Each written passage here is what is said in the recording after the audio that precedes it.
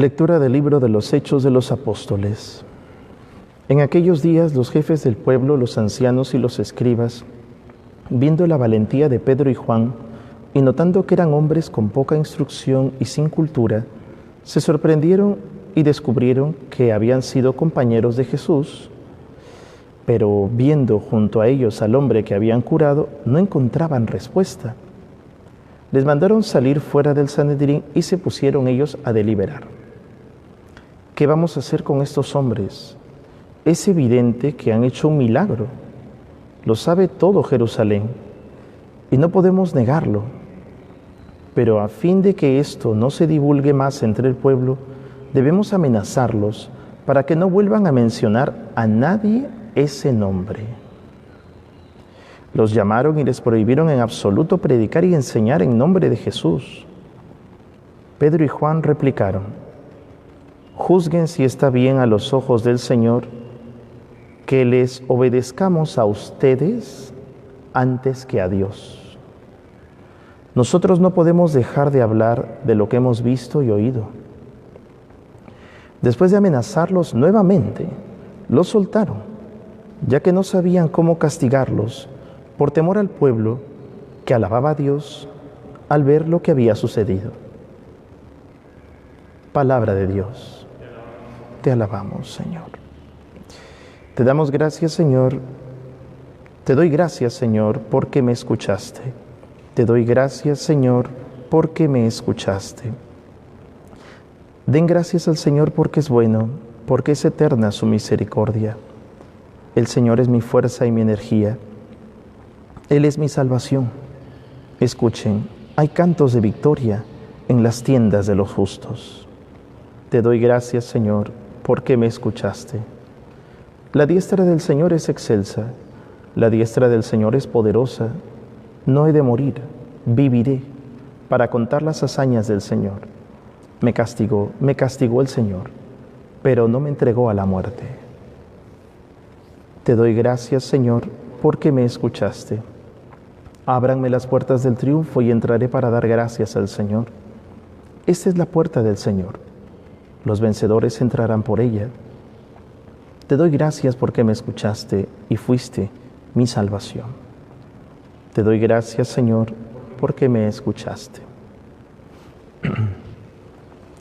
Aleluya, aleluya, aleluya.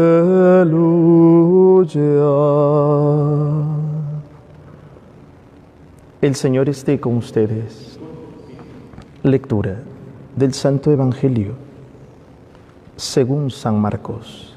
Gloria a ti, Señor. Jesús, que había resucitado al amanecer del primer día de la semana, se apareció primero a María Magdalena, de la que había echado 7 demonios.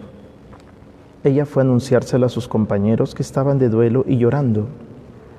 Ellos, al oír que estaba vivo y que ella lo había visto, no le creyeron.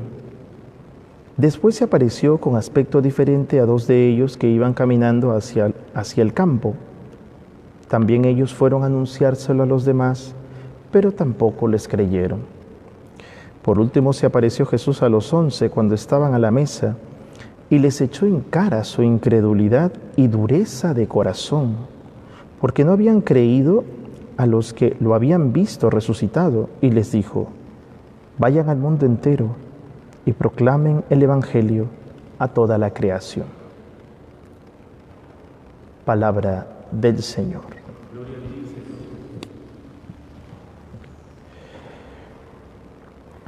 Queridos hermanos, hay mucho que reflexionar en la palabra de Dios que hoy se nos ha proclamado. Demasiado como para agotarlo en una homilía de unos minutos. El Papa Francisco ayer, en la homilía que tuvo en la misa que él siempre celebra en su capilla privada con algunos sacerdotes, decía que él tenía miedo de que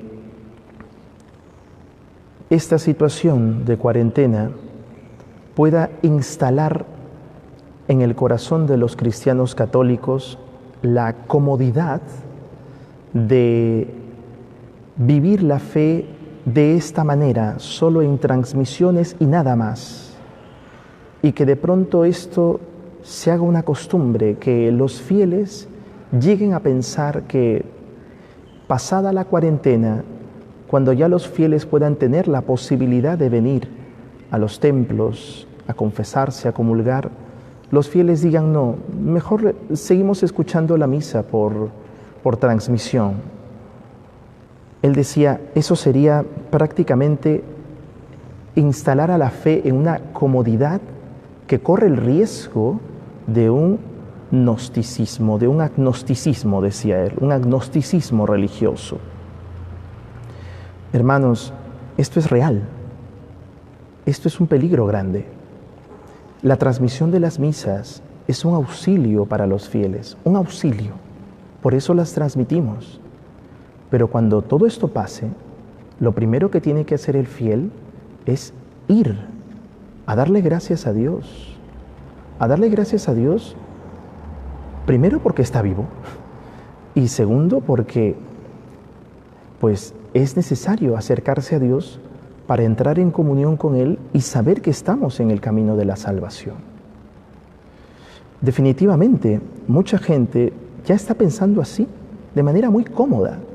No, ya podemos estar así durante un buen tiempo y qué bueno que los sacerdotes transmitan la misa y ya está, y qué bueno, transmitimos la misa como un auxilio, pero no es que sea así como tengamos que vivir nuestra fe.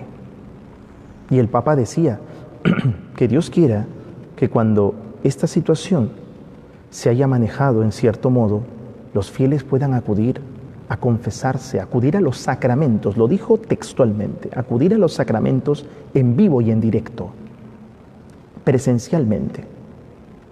Hermanos, esto tiene mucho que ver con lo que hoy acabamos de escuchar en la palabra de Dios. Vemos cómo en la primera lectura los del Sanedrín tratan de amenazar a los apóstoles que habían curado a un hombre, que le habían hecho un bien a alguien. Tratan de amenazarlos y les dicen, les prohibimos que prediquen en nombre de ese. Queridos hermanos, podemos concebir que ahora, actualmente, haya gente que le diga a los pastores de la iglesia, que le diga al Papa, que le diga a los obispos, que le diga a los sacerdotes, que le diga a los diáconos, a los consagrados religiosos, religiosas, a los quienes nos hemos consagrado a este servicio. ¿Puede haber alguien que nos diga, te prohibimos anunciar la salvación en nombre de ese? ¿Puede haber un acto más intolerante que ese? ¿Puede haber un acto de discriminación a la religión de otra persona que ese? ¿Puede haber un acto más grande de discriminación que ese? Ya que vamos a hablar en términos de discriminación, de intolerancia. Bueno, ¿puede haber un acto más intolerante que ese? ¿Puede haber un acto más discriminatorio que ese? Pues yo creo que no, porque entonces efectivamente significa que no toleras el nombre de Cristo, no toleras su mensaje de salvación, no toleras su exigencia.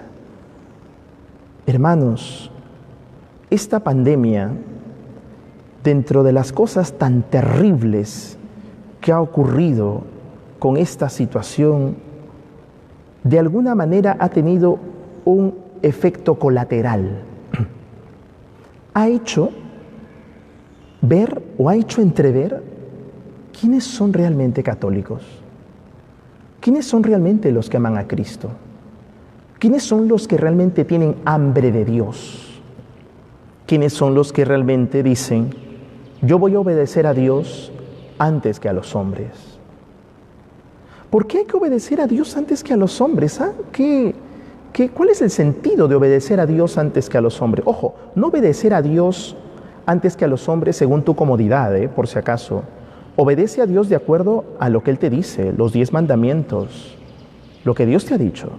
No de acuerdo a lo que tú crees, a lo que tú piensas. No, qué bonito, qué fácil, ¿no? Así yo puedo, no sé, pues puedo armar mi menú de la fe para saborearlo a mi gusto. Pero no, la fe no es un menú que tú armas a tu gusto. La fe ya es algo concreto y el mensaje es concreto. Por lo tanto, ya Dios te ha dicho lo que tú tienes que hacer. Y hoy los apóstoles dicen, hay que obedecer a Dios antes que a los hombres. ¿Por qué hay que obedecer a Dios antes que a los hombres? Porque Dios será nuestro juez. Hermanos, será nuestro juez. Cuando tú y yo nos muramos, porque eso va a ocurrir, o de coronavirus o de lo que fuere, no te preocupes que nos vamos a morir. Mejor dicho, después de ese momento de la muerte, tú y yo iremos a la presencia de Dios. Y Dios no te preguntará si hiciste lo que los hombres te dijeron. Lo único que te preguntará es, ¿has hecho lo que yo quería que hicieras? ¿Has hecho mi voluntad? ¿Has sido fiel a mí? No fiel a mí a tu manera, porque entonces un esposo puede decir, yo soy fiel a mi esposa, aunque tengo mis aventuras por ahí, pero yo soy fiel a mi esposa. Claro. Disculpa, tú no eres fiel a tu esposa. Tú tienes un virus instalado en tu cabeza que te hace pensar que eres fiel, pero no eres fiel en realidad. No, fiel de verdad. ¿Fuiste fiel a mi palabra? ¿O me traicionaste? ¿O quisiste vivir tu fe cómoda, sin riesgos? Cuando la gente sale a comprar, está al 100% en riesgo. Si te vas a comprar un mercado y te vas a encontrar con 300 personas, estás al 100% en riesgo. Si tú vienes a una iglesia en donde hay 20 personas o 30 personas distanciadas, en donde se sigue todos los protocolos de seguridad para que la gente pueda estar bien, sin ningún tipo de contacto uno con otro, ¿puedes tener acaso ahí un riesgo al 100%? No, no tienes un riesgo al 100%. No te vas a contactar con nadie. En un supermercado tú tocas todo y alguien ha tocado eso hace 3 horas. Y mejor dicho, mucha gente tocó eso hace muchas horas. Al 100% en riesgo. No voy a salir porque también me voy a contagiar cuando vaya a misa. Porque me puedo contagiar. Hay 20 personas y me puedo contagiar. ¿No te puedes contagiar? ¿Te puedes contagiar más que en un mercado con 300 personas? ¿Y para qué sales al mercado? Para comer, claro, para conseguir tu alimento. ¿Y te parece poco alimento el cuerpo de Cristo? ¿Te parece poco alimento la Eucaristía? ¿Te parece prescindible la Eucaristía? No puede ser así. Si tú piensas que es prescindible la Eucaristía, entonces no entendiste nada del Evangelio de Juan, capítulo 6. El que come mi carne y bebe mi sangre, habita en mí y yo en él. El que no come mi carne y no bebe mi sangre, no tiene vida eterna. ¿Podemos poner en duda esa palabra de Jesús? ¿Podemos relativizar esa palabra? ¿Podemos decir que eso ahora tenemos que aplicarlo de otro modo? Entonces, si tú aplicas eso de otro modo, entonces le estás diciendo a Jesús, Jesús, disculpa, todo lo que tú acabas de decir, no te lo voy a creer del todo. Hermanos, pensémoslo bien. El Papa está preocupado por esto. Y es necesario que nosotros, que esas transmisiones logren hambre de Dios. Esa hambre de Dios de recibirle, de saber que Él puede habitar en nosotros y nosotros en Él para tener vida eterna. Porque queremos obedecer a Dios, que será nuestro juez. Tu juez no será tu presidente, tu juez no será la policía, tu juez no serán los jueces de este mundo, tu juez será Dios. Con Él nos vamos a encontrar todos al final de nuestra vida. Ténganlo claro. Por lo tanto, no te va a juzgar el presidente, no te va a juzgar tal persona, te va a juzgar Dios, a todos. ¿Qué le vamos a decir? ¿Le vamos a decir que no eran tan importantes sus palabras? Que en realidad, pues, lo que dijo, lo dijo en un sentido tan figurado que no parecía tan claro. Jesús es muy claro. Jesús no anda con rodeos.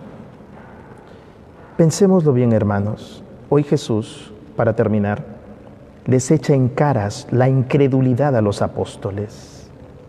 En cara. Les dice, ¿por qué no creyeron en la resurrección? ¿Por qué no creyeron que estoy vivo? ¿Por qué? ¿Por qué no creyeron eso? Pensémoslo bien, hermanos. Pensémoslo bien. Jesús nos ha dicho al final, vayan, anuncien al mundo entero el Evangelio.